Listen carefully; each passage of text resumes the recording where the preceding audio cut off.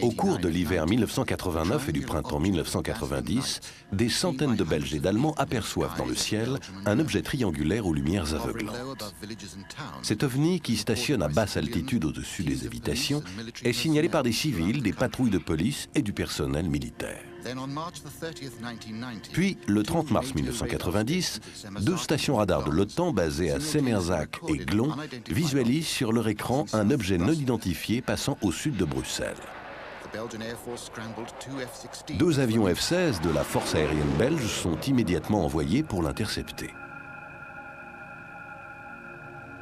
Leur radar accroche un ovni en forme de diamant qui se met à chuter brutalement de 1300 mètres en une seconde. Puis, arrivé à moins de 200 mètres du sol, l'ovni s'évanouit tout à coup des écrans radars. La force aérienne belge n'a trouvé aucune explication. Un scientifique a même estimé que les pilotes ont poursuivi un phénomène atmosphérique rare.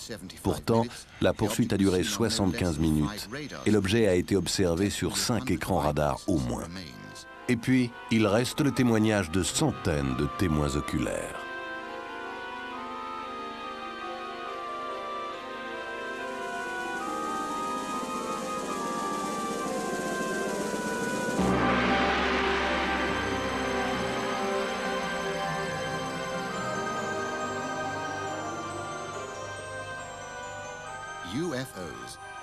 Nous avons imaginé toutes les explications possibles au sujet des ovnis. Depuis les débuts de l'histoire, les observations d'ovnis se sont inscrites dans un spectre allant du sublime au manifestement absurde. Si l'on doit en croire les rapports, nous sommes l'objet d'une certaine curiosité et chaque année, plusieurs centaines de personnes prétendent avoir fait des observations ovnis.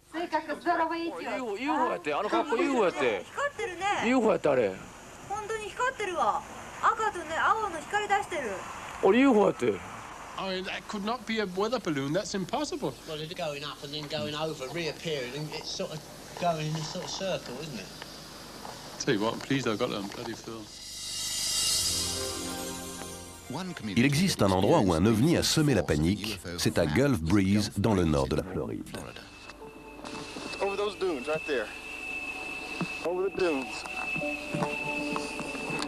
Oh my God. There she is. There she is, right there.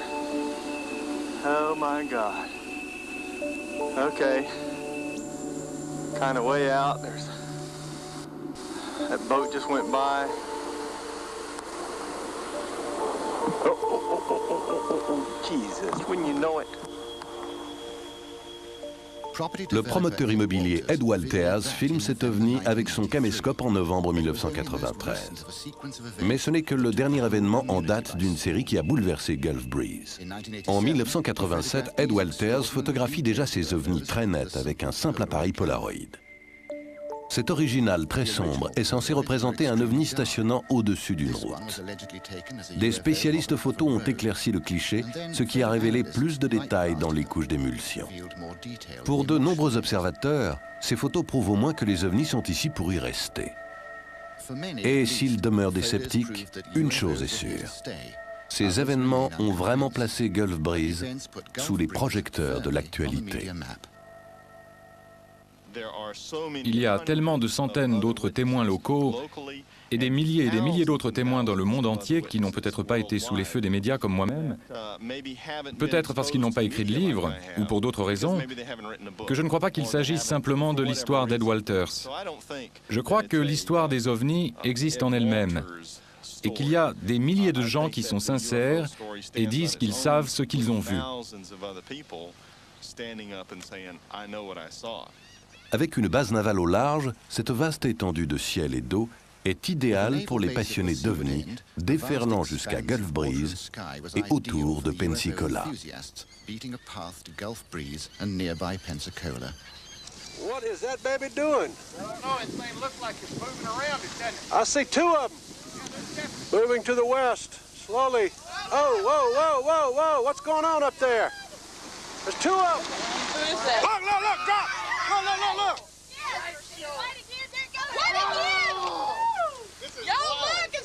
Just drop something out, Gary. Sur les 5 heures d'enregistrement vidéo de Bruce et Ann Morrison, on voit d'étranges lumières manœuvrant au-dessus de la baie. J'étais en train de déjeuner avec une amie un jour au travail. Elle avait entendu parler des apparitions de Gulf Breeze, mais ça n'avait pas encore fait les gros titres des journaux de Pensacola, vous savez.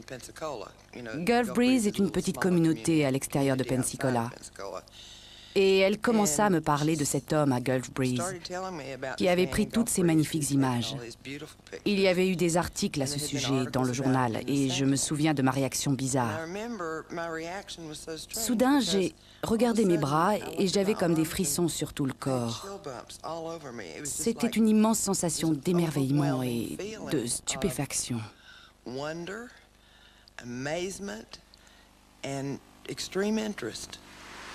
3 minutes, 29 seconds. Oh, it's white. Turning white there. There's 3 of them. Yeah.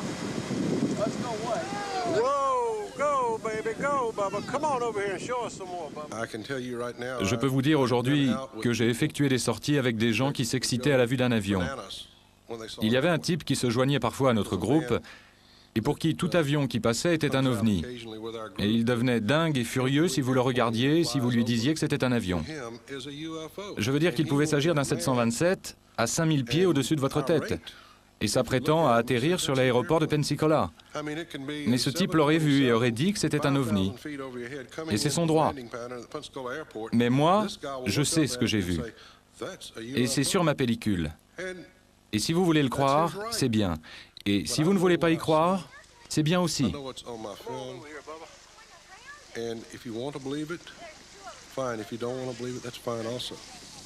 Whoa, whoa, whoa! Oh, it's kind of green. Got a green halo around it, doesn't it? Did y'all see green around it? Yeah. All right. Les clichés d'Ed Walters semblant trop beaux pour être vrais, celui-ci devient tout naturellement la cible des démystificateurs. Eh bien, c'est vraiment révoltant. Je suis un type normal qui construit des maisons. Je suis un ouvrier, et voir quelque chose d'aussi extraordinaire, le raconter et se faire démolir, c'est vraiment scandaleux. On ne s'attend pas à ce genre de réaction. On s'attend à ce que les gens vous disent « c'est extraordinaire » plutôt que « t'es cinglé ». Over the dunes. Oh my God. There she is. There she is, right there. Oh my God. I would like for somebody. J'aimerais que quelqu'un du complexe militaro-industriel appartenant aux gouvernements mondiaux, j'aimerais que quelqu'un se déplace et dise « ne vous inquiétez pas de ce que c'est, voilà la réponse, dormez tranquille ». Mais personne ne fait ça.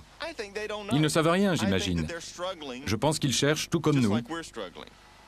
Je crois que lorsqu'il y a une panique due aux ovnis, alors les militaires et les gouvernements du monde s'y intéressent en coulisses.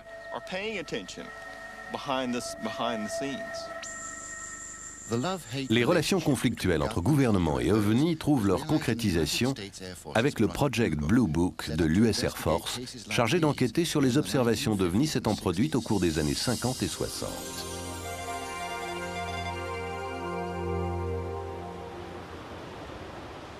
Le laboratoire de propulsion par réaction affirme qu'il s'agit d'un avion léger, mais Lee Hansen, le photographe, certifie que ce n'est pas le cas.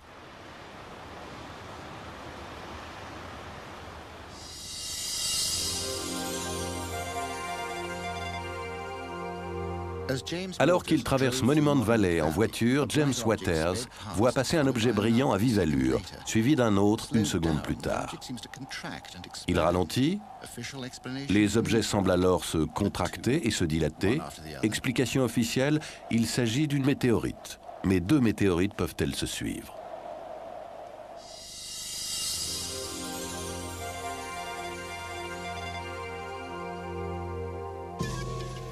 2 autres films d'OVNI ont été étudiés dans le cadre du Project Blue Book. L'un pris près des grandes chutes du Montana et l'autre dans le ciel de l'Utah.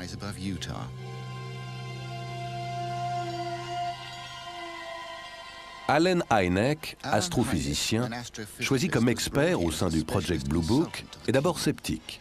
Mais après avoir analysé ces films, il change d'avis. La pellicule de l'Utah avait déjà été soumise à quelques milliers d'heures d'analyse humaine par le laboratoire d'analyse photographique de la marine.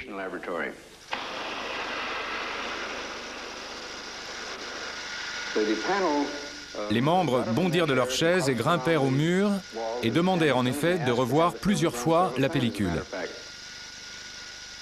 Or, la marine, sur la base de leur analyse détaillée des pellicules de Utah, avait conclu que les objets vus sur les pellicules ne pouvaient pas être des ballons atmosphériques, des avions ou autres, et qu'il s'agissait en effet d'objets non identifiés et autolumineux.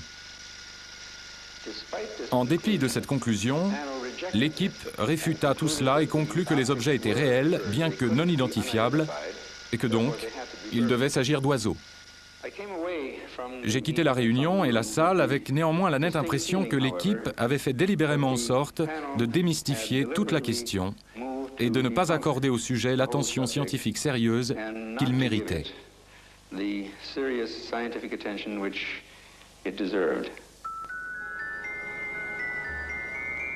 Dans le ciel d'Angleterre, un ovni surgit de nulle part et vole aux côtés du Concorde. Il semble contrôlé par une intelligence, mais les caméras peuvent se tromper. Les vols étaient filmés par un système de caméras périscope spécialement conçu, le système Astravision, qui emploie une combinaison complexe de lentilles et de prismes. Nous avons demandé à Alan Tanner, membre de l'équipe qui étudia le film de la British Airways, de regarder les choses de plus près. Eh bien, c'est probablement la prise de vue d'OVNI à laquelle tout le monde fait référence lorsqu'on parle des ovnis et du Concorde. Et là encore, vous verrez que ça ressemble beaucoup à d'autres prises de vue que nous avons, avec de petites marques marrantes dessus, que les gens prennent pour des ovnis ou je ne sais quoi. Regardez attentivement et vous verrez qu'il y a cette petite tache de lumière qui vient là et qu'on pourrait facilement prendre pour un ovni. Mais en fait, il est très possible que le Soleil, qui était voilé sur la gauche, ait été saisi par l'élément frontal du système de périscope Astravision, engendrant un reflet interne. Et je pense que ça signifie que la caméra se déplace. Cette petite tache bouge également, et je ne crois pas que ce soit un ovni.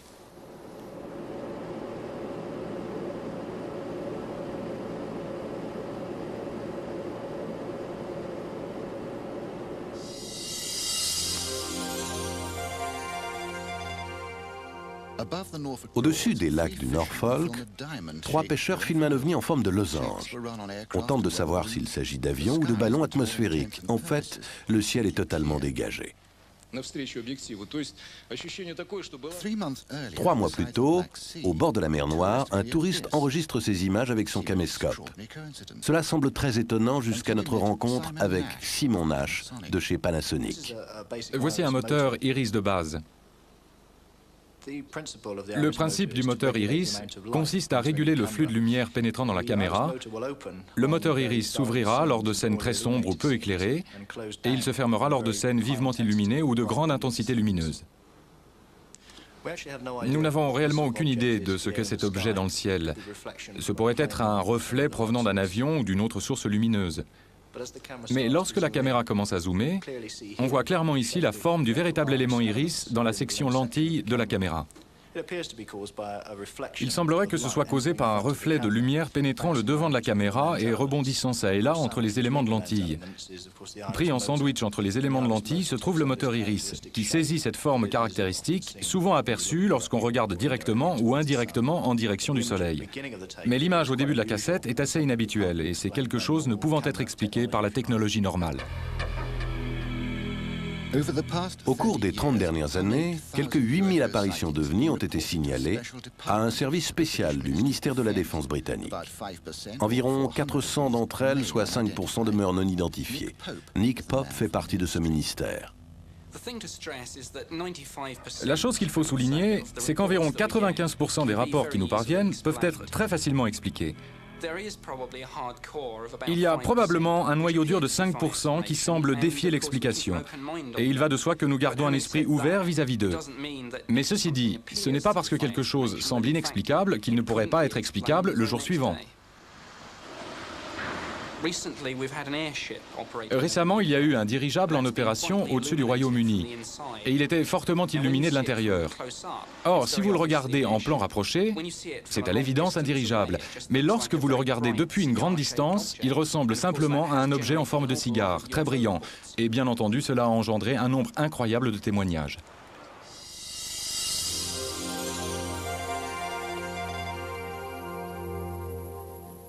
De nombreux rapports continuent de défier la raison. Dans une vallée près d'Ottawa, l'objet à droite a été vu par une bonne douzaine de personnes. La police montée royale du Canada a dit qu'il s'agissait en réalité d'un hélicoptère Sikorsky. Mais le ministère de la Défense canadien affirme, lui, qu'il n'y avait pas d'hélicoptère dans cette zone.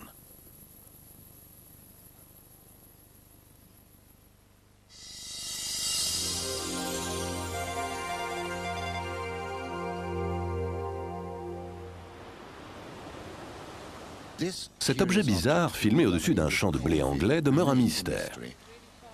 Le conducteur du tracteur, au loin, affirme avoir vu un petit disque argenté voler en silence et à grande vitesse au-dessus de sa tête.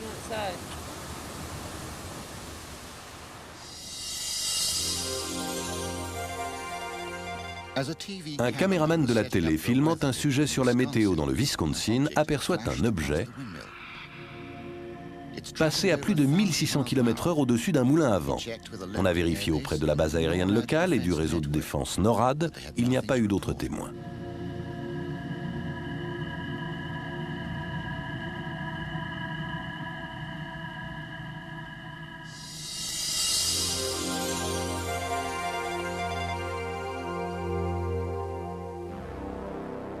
Dans l'Oxfordshire, une équipe TV filmant un sujet sur l'agriculture remarque cet objet au-dessus des champs. Tout d'abord, nous avons vu ce qui nous paraît être une très grande traînée de vapeur, plus fine que les traînées de vapeur ordinaires. Puis, lorsque cette traînée s'évanouit, c'est parti en ligne droite. L'objet était à l'évidence circulaire. Et il y avait une couleur jaune-orange qui semblait s'arrêter très lentement, et puis très vite sortir du champ de vision. Ça allait tellement vite qu'on ne pouvait pas suivre. Ça semblait aller à une allure dingue, incroyable. Tout d'abord, ce fut une traînée de vapeur qui sembla apparaître brusquement. La ligne dans le ciel précédant la traînée de vapeur apparut elle aussi, visible comme si c'était passé au-dessus de nos têtes, sans qu'on ait rien remarqué. Alors la traînée de vapeur elle-même formait une sorte de spirale, comme si l'objet qui prenait les devants était en train de tournoyer. Et si l'on regardait cet objet à l'œil nu, il était évident qu'il tournoyait et qu'il était orange et circulaire.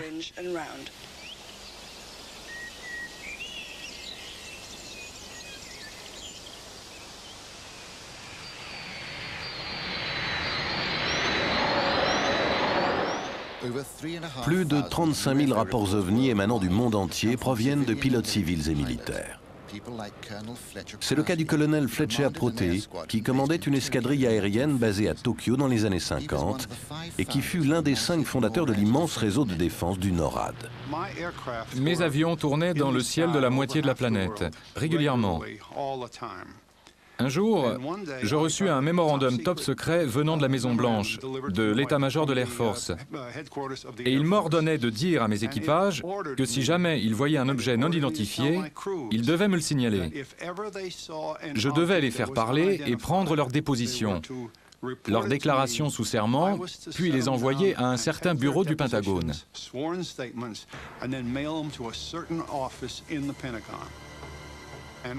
Un jour, l'un de mes équipages, sur un vol reliant Honolulu à Tokyo, vit quelque chose qu'il devait signaler.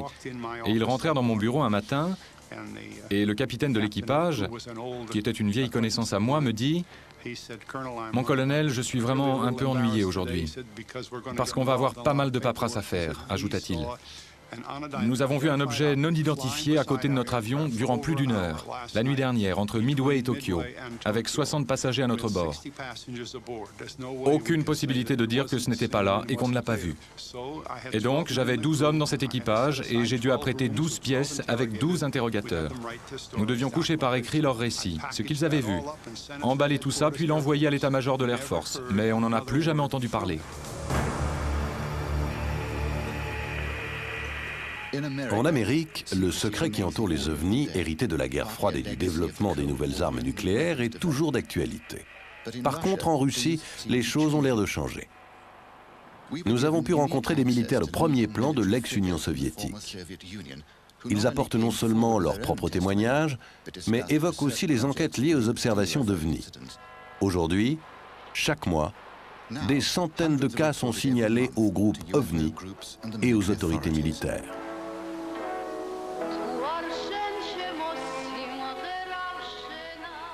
Alors qu'une équipe de tournage russe enregistre un clip vidéo, le public aperçoit soudain cet objet au centre de Tbilissi.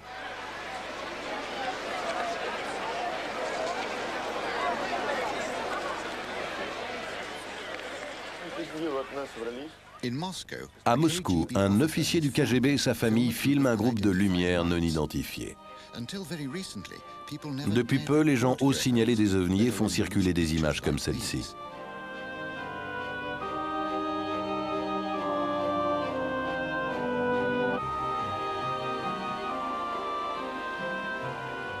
Durant des années, les gouvernements ont empêché les témoins de révéler une observation d'ovnis.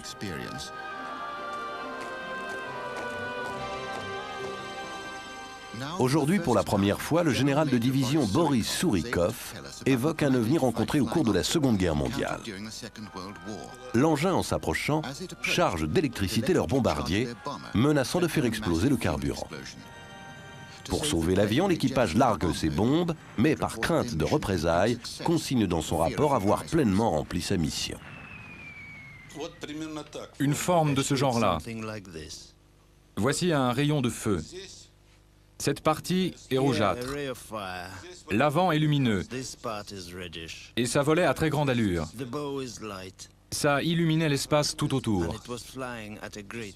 On aurait dit un coucher de soleil en miniature. Au centre se trouvait un objet volant d'une étrange apparence. Ça ne ressemblait pas du tout à une déflagration antiaérienne. Le diamètre d'une flamme provenant de l'explosion d'un missile antiaérien est d'environ 10 mètres. Là, c'était plus large et plus long que toutes nos navettes spatiales. C'était au moins 2 fois plus long. Et ce n'est pas le genre de choses que nous ou les Américains envoyons dans l'espace. And it isn't the type of thing which we or the Americans launch into space.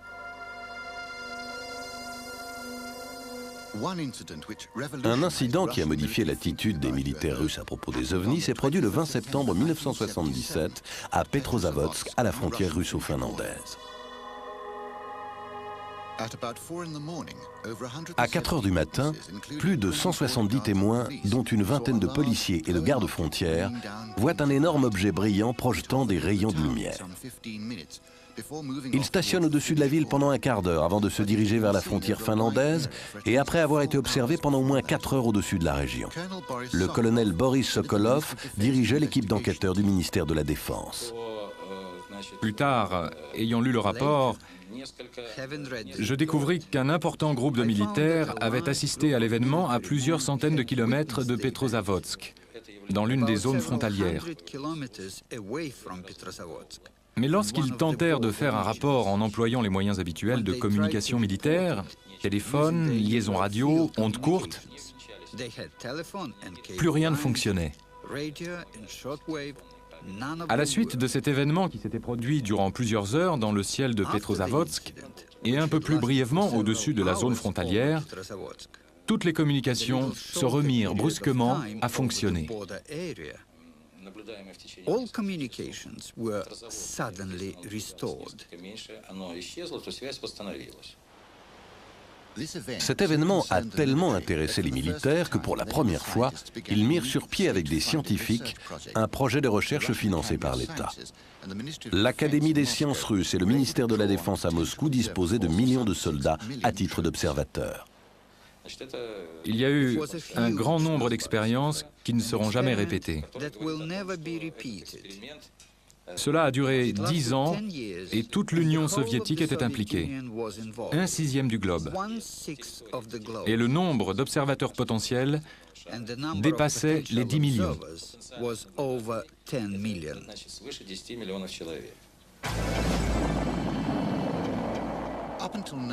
Jusqu'à aujourd'hui, cet incident n'est pas considéré comme de la désinformation destinée à couvrir le lancement de fusées secrètes. Aujourd'hui, pour la première fois, le colonel Sokolov certifie que ces faits réels ont déclenché l'un des projets de recherche ovni les plus vastes au monde. Si les ovnis sont des objets réels, ils semblent alors être le résultat d'une extraordinaire technologie. À Moscou, il existe une organisation financée par l'État qui enquête activement sur de nouveaux systèmes de propulsion extrapolés d'après les rapports ovnis. Le docteur Anatoly Akimov en est le directeur. Nous n'allons pas limiter les objectifs de notre recherche en tentant simplement d'expliquer des expériences physiques anormales.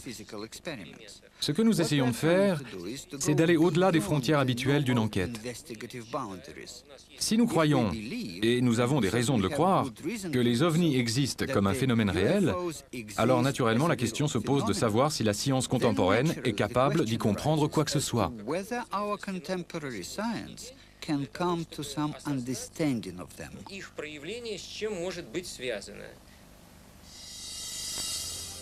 En opposition absolue avec l'ouverture d'esprit des Russes, le ministre de la Défense britannique continue de nier un incident qui arriva en 1980, ici à l'endroit nommé Woodbridge, où se trouve une base de la force aérienne américano-britannique.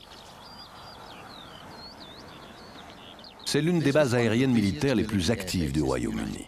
Ses activités sont très secrètes et elle abrite l'un des plus gros stocks de réserves d'armes nucléaires de l'OTAN.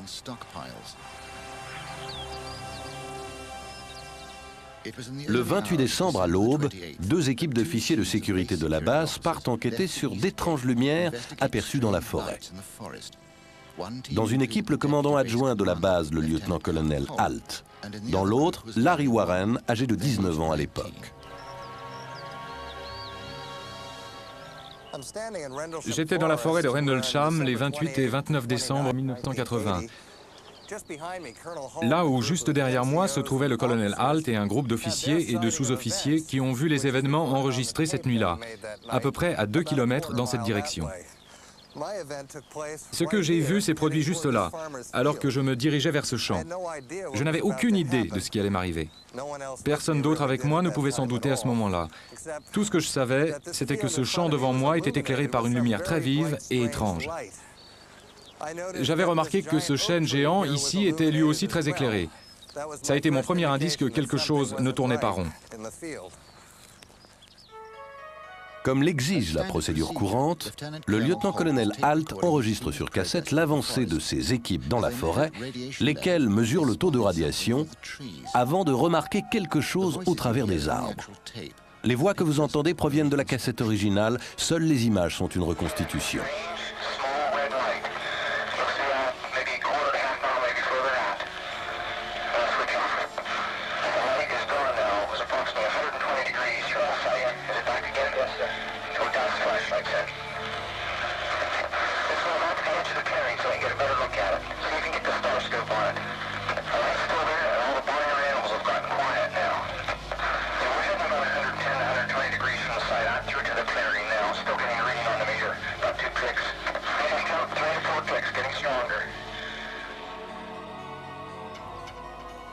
Tandis que Alt et son équipe se dirigent vers la lumière, Larry Warren et les autres voient devant eux un étrange cercle de brume dans le champ. Devant moi, alors que nous approchions et que je regardais cette brume sur le sol, il y avait d'autres membres de l'Air Force, de la sécurité et de la police, tous, partout dans le champ. Là-bas, plus loin, se trouvaient 2 caméras. Et l'une d'elles était une caméra vidéo, l'autre étant une caméra de cinéma. À l'époque, les caméras vidéo étaient réellement de la grosse technologie. Tout ce que j'ai vu dans ce champ fut saisi sur pellicule cette nuit-là, à la fois sur photographie et sur film. Il n'y a aucun doute là-dessus. Ce que j'ai vu alors que je marchais au centre de la zone où se trouvait la brume, on peut le voir clairement. C'est ici que tout s'est passé.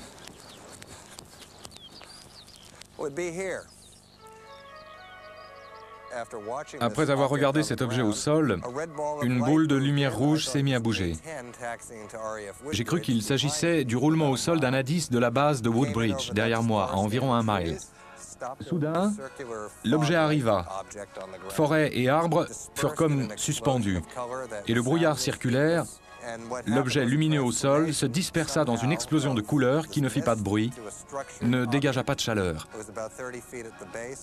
Cette brume se mit d'une manière ou d'une autre à se transformer en un objet structuré. Ça faisait environ 9 mètres à la base, 6 mètres de hauteur. Il y avait des lumières bleues et noires à la base, et comme une sorte d'arc-en-ciel nacré au-dessus. C'était très difficile de le regarder bien en face. Quand l'ensemble des témoins s'est rendu compte de la transformation, certains restèrent pétrifiés. D'autres prirent la fuite. Pourquoi je ne les ai pas imités, je ne sais pas. Peut-être que j'étais encore en état de choc.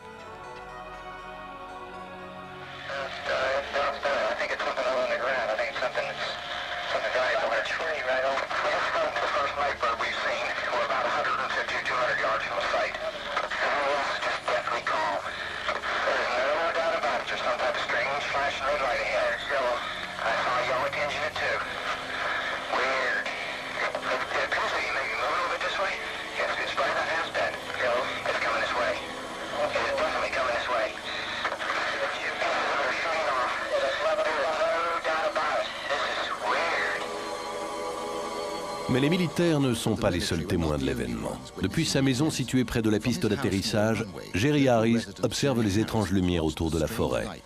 Je suis resté là des siècles. Oui, c'était comme si je regardais là durant des siècles. Et puis, ça descendait en dessous des arbres, ça allait vraiment dessous les arbres. Et ça revenait encore et encore, ça zigzaguait ça et là. Et je me disais que si c'était des avions qui allaient s'écraser dans la forêt, c'était parce que la piste d'atterrissage était là-bas et qu'eux se trouvaient ici.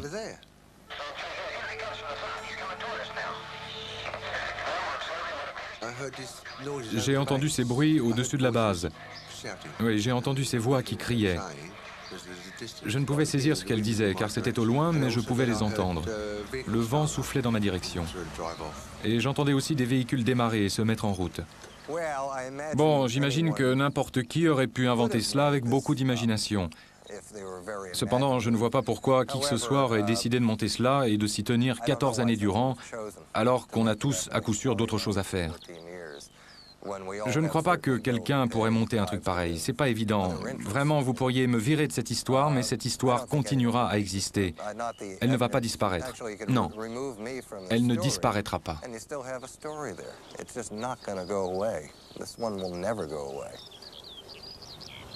Strictes consignes de sécurité, démentis et explications se sont succédés juste après l'observation.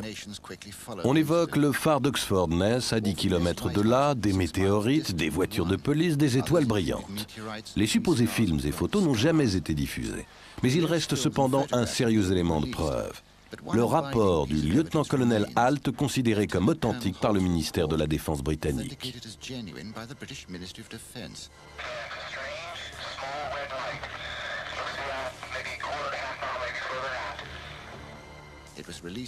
Cela fut révélé 3 ans plus tard à cause de la pression exercée par Warren et d'autres personnes employant le décret américain pour la liberté de l'information.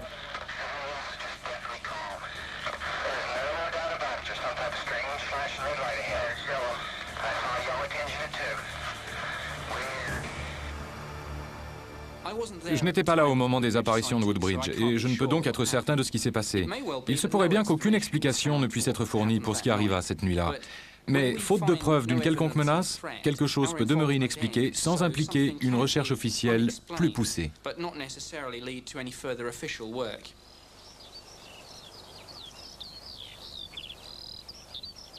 En dépit des affirmations gouvernementales, on ne peut ignorer les affirmations de Lord Peter Hill Norton, amiral de la flotte et ex-chef de l'état-major de la défense britannique au début des années 70. À mon avis, quelque chose de vraiment matériel s'est produit. Je ne doute pas que quelque chose ait atterri sur cette base américaine de l'Air Force. Je ne doute pas que des gens s'y soient intéressés, que les gens de l'Air Force américaine et que le général commandant la base s'y soient intéressés au plus haut point. Selon moi, le ministère de la Défense, qui fut régulièrement interrogé à ce sujet, non seulement par moi, mais aussi par d'autres gens, s'est restreint à sa normale ligne de conduite d'après laquelle rien ne touchant aux intérêts de la défense ne s'était produit à cette occasion. Ma position là-dessus a toujours été assez claire, et j'ai parlé de ça à la fois en public, à la télévision et à la radio. Et je l'ai dit aussi à Lord Trefgarne, face à face, lorsqu'on s'est rencontrés. Et aussi devant un grand nombre de gens, dont le commandant en chef de Bentwaters. Je disais qu'ils avaient halluciné, et que pour une base nucléaire de l'Air Force américaine, c'était très dangereux. Or, ce qui devait arriver arriva, et dans ces circonstances, il n'y a qu'une seule réponse possible. Elle concerne la sécurité du Royaume-Uni. Et jamais on ne m'a contredit pour cette position.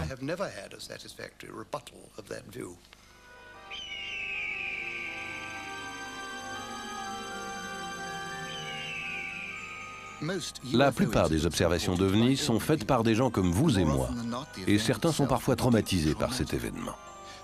Mais ce qui est plus traumatisant encore, c'est quand ceux qui ont vécu ce genre de choses sortant de l'ordinaire sont ridiculisés ou même menacés.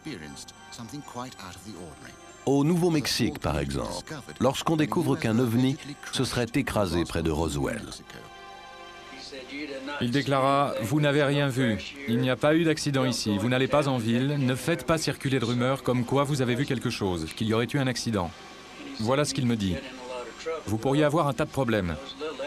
Bon, j'étais un peu troublé, un peu malade de cette situation.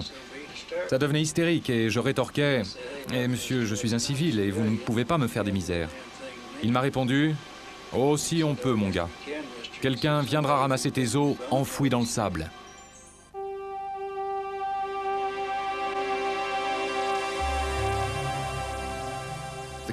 L'affaire du crash de la soucoupe volante et de ses occupants extraterrestres est devenue une classique et solide histoire d'OVNI. Le 8 juillet 1947, près de Roswell, au Nouveau-Mexique, Mac Brazel découvre un extraordinaire amas de débris métalliques largement dispersés sur les terres de son ranch. Quelques jours plus tard, il contacte le shérif local, George Wilcox, qui appelle la base de l'armée de l'air de Roswell. Le major Jesse Marcel est envoyé pour enquêter et recueillir le maximum de débris. L'armée publie un communiqué de presse dans lequel elle affirme avoir retrouvé une soucoupe crachée au sol. Mais un peu plus tard, le même jour, le général de division Ramey dément et affirme que ces débris ne sont que les restes d'un ballon atmosphérique tombé au sol. Pour Fred Whiting, du Fonds pour la recherche OVNI, la conclusion officielle n'a aucun sens. Avec d'autres chercheurs, il a enregistré les témoignages de quelques témoins encore vivants et de membres de leur famille. Jusqu'ici, les histoires de soucoupes crachées étaient des histoires qui se répétaient de bouche à oreille. J'ai un frère qui a un cousin, qui a un oncle dont le coiffeur dit qu'il connaît quelqu'un ayant entendu quelque chose. Voilà la manière dont la plupart de ces récits ont circulé. C'est très frustrant car ce n'est pas une piste qu'on peut suivre. On ne peut vérifier les faits. Et selon toute vraisemblance, l'histoire est fantomatique car elle a été racontée par tellement de personnes qu'elle est très déformée. Roswell, c'est différent. Roswell présente une galerie de personnages qui sont connus. La plupart d'entre eux étaient toujours vivants, même 46 ans après. Une chose dont je suis certain, étant familier de toutes ces activités, c'est que ce n'était ni un ballon sonde, ni un avion, pas plus qu'un missile. C'était autre chose dont nous ne savons rien. Il y avait juste des fragments répandus dans toute la zone, une zone d'environ 6 km de long et large de plusieurs centaines de mètres. Un soir, on regardait la télé et il y avait une sorte d'émission sur l'espace. Ma grand-mère m'a regardée et m'a dit « Barbara, est-ce que tu crois qu'il y a une vie extraterrestre ?» J'ai répondu « Tu sais bien que j'y crois. » Et alors elle a dit « Il y a quelque chose que j'aimerais vraiment te dire, mais je veux que tu n'en parles jamais à personne, car moi je ne l'ai jamais dit à qui que ce soit. » À cette époque, elle était pile en train d'écrire un article où elle parlait de soucoupes volantes. C'est la seule chose qu'elle ait jamais couchée sur le papier. Je lui demandais « Bien, qu'est-ce que tu veux me dire ?» Je pensais que ça allait être totalement différent de ce qu'elle m'a dit en effet. Elle m'a dit, au cours des années 40, un vaisseau spatial, une soucoupe volante comme les gens disaient, s'est écrasé à Roswell. C'est intéressant. Comment tu sais tout ça, grand-mère? Et elle m'a répondu, ton grand-père George était shérif à l'époque. Lorsque l'incident est arrivé, la police militaire est venue au palais de justice, à la prison. Ils nous ont dit, à George et à moi, que si jamais on parlait de cette histoire de quelque manière que ce soit, non seulement on se ferait tuer, mais le reste de la famille également. Pourquoi? Qu'est-ce qu'ils savaient au juste?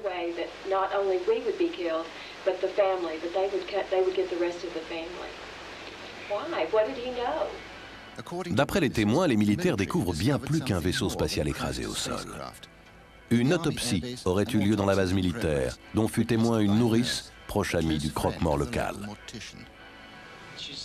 Elle déclara que lorsque l'une des mains fut détachée du bras et que lorsque les médecins la retournèrent, elle remarqua qu'au bout de ses petits doigts, qui ressemblaient à des coussinets, il y avait des petits trous semblables à de petites ventouses, à chaque extrémité de doigt.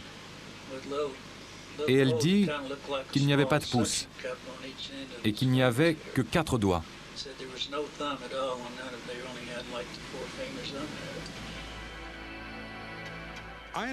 J'ai essayé de savoir si le Pentagone s'en tenait toujours à cette histoire de ballon-sonde.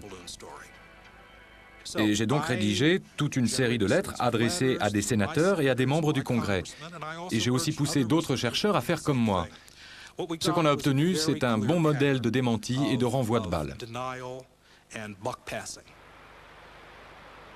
Des citoyens du Nouveau-Mexique ont alerté leurs propres représentants au Congrès. Stephen Schiff s'est occupé de l'affaire en leur nom.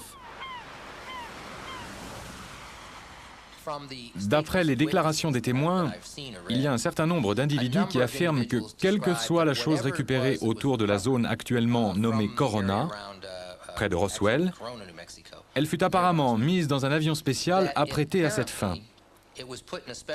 Cet avion était sous protection d'une garde armée, car des témoins ont vu la police militaire. Je ne crois pas que des ballons-sondes seraient normalement transportés par avions spéciaux sous garde armée.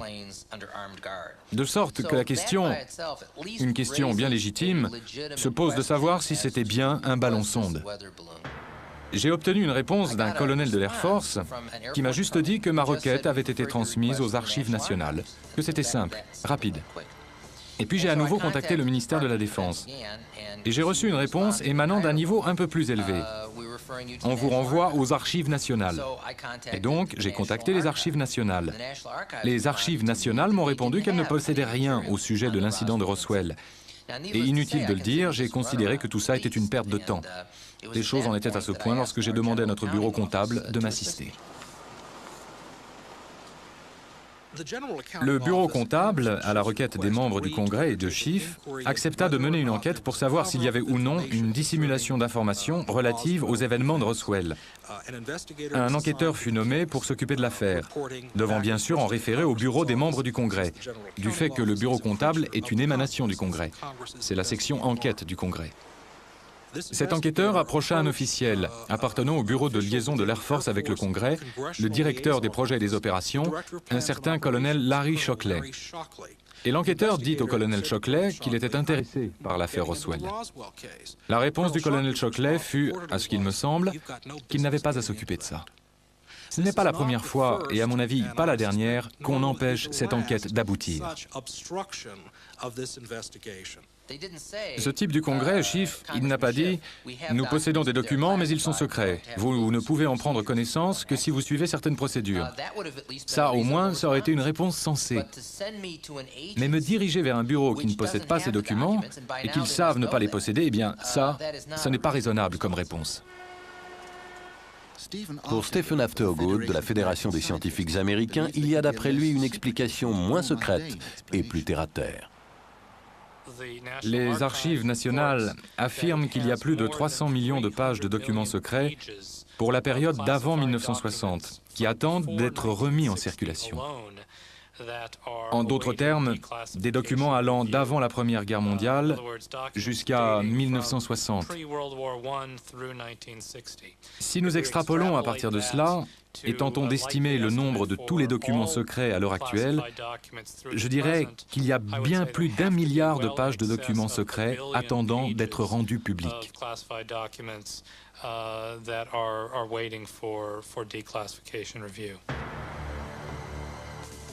Le système de confidentialité est devenu une affaire de réflexe. On cache un tas d'informations qui ne sont pas vraiment chaudes et ironiquement, on ne protège peut-être pas comme il faut les secrets vraiment sensibles. L'incident de Roswell, tout spécialement, fut une histoire durable, car il y a eu tellement de communiqués différents émanant du gouvernement, et en plus, il y a une telle masse de documents gouvernementaux qui sont restés secrets durant plus de 50 ans après les faits. Je crois que le gouvernement a vraiment une dette dans toute cette histoire, et que les gens ont vraiment le droit de réclamer qu'il s'en acquitte. Quelles que soient les choses que légitimement on pouvait garder secrètes, 50 ans plus tard, ça a dû diminuer en importance, de sorte que l'intérêt du public pour celle-ci ne saurait poser quelque problème que ce soit.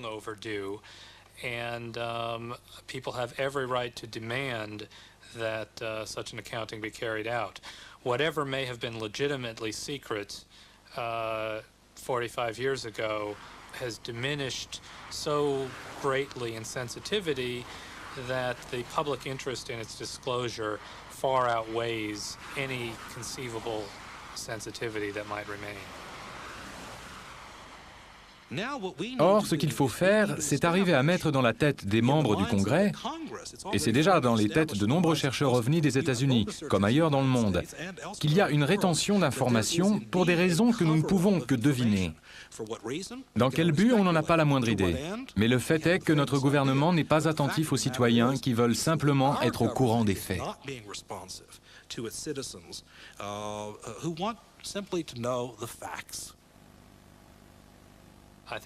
Je pense que certaines personnes franchissent un grand pas.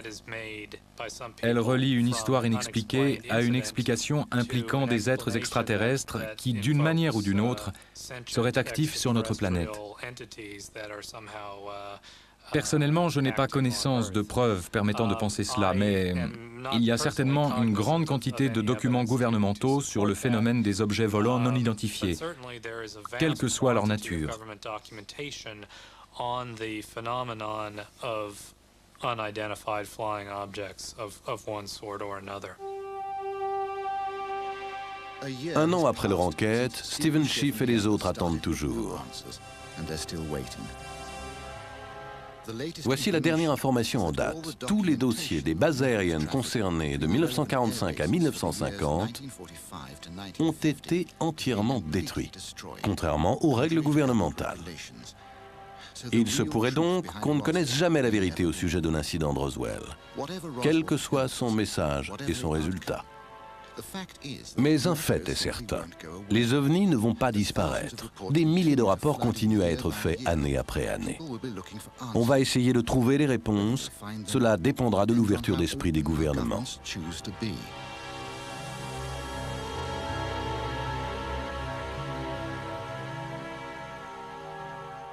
Le régime du secret est un héritage de la guerre froide. Maintenant que l'Ouest et l'Est communiquent, n'allons-nous pas suivre l'exemple russe en essayant de trouver une réponse au mystère du phénomène ovni? Nous ne pouvons exclure la possibilité que des créatures bien supérieures à nous s'intéressent à ce qui se passe sur la Terre. Ces objets volants non identifiés qui apparaissent et manifestent leurs caractéristiques exemplaires, comme leur vitesse, leurs manœuvres rapides et ainsi de suite. On doit les étudier dans l'intérêt de l'humanité. In the interest of mankind. Je n'adhère pas aux vues de certains ufologues qui prétendent que tout ça se passe dans la tête. Je crois qu'il existe sans aucun doute quelque chose, ou un certain nombre de choses. Il peut s'agir de choses très différentes dans notre atmosphère matérielle. Et si ça peut atterrir, ça peut être photographié, vu et touché. Et de fait, il y a des gens qui affirment que tout cela s'est déjà produit. J'espère qu'un jour, on découvrira ce que cache le phénomène ovni. Même si tout le monde aime le mystère, je crois qu'un jour on saura.